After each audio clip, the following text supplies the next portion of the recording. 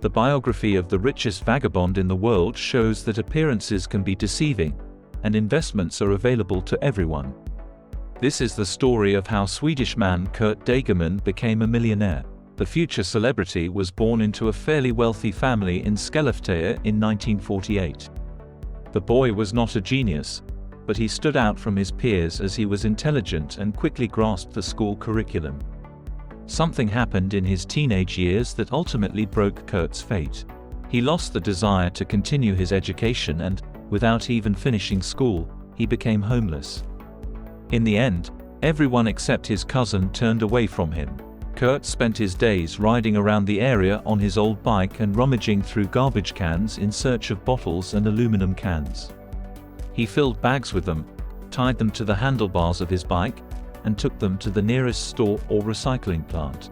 Kurt did not use drugs or alcohol. He had another passion that no one knew about: playing the stock market.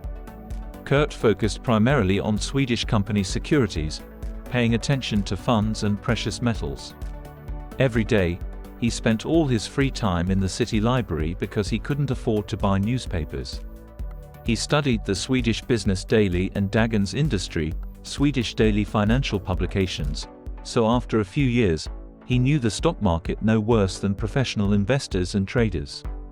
With the money he earned from returning bottles and cans, Kurt bought securities.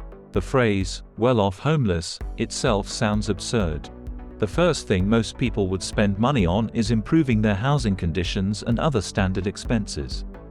Kurt Degerman differed from this majority in that he did not have a special inclination for large purchases. His homeless lifestyle suited him just fine, although Kurt differed from classical homeless people in that he invested most of the money he earned. The homeless millionaire lived on a shoestring budget. He never spent money, but he wasn't unhappy either. The townspeople spoke of him as an intelligent and bright person. In 2008, Kurt Degerman died in his sleep of a heart attack at the age of 60. Relatives discovered that he had left valuable securities worth more than 10 million Swedish krona, 1.1 million euros, a bank deposit of 6,500 euros, 124 gold bars, and 450 euros in cash at his home. Kurt's genius lay in his ability to choose the best stocks while also having the ability to save such a large portion of his income. Kurt's story is an excellent lesson on the power of compound interest, how savings can grow very quickly if profits are reinvested.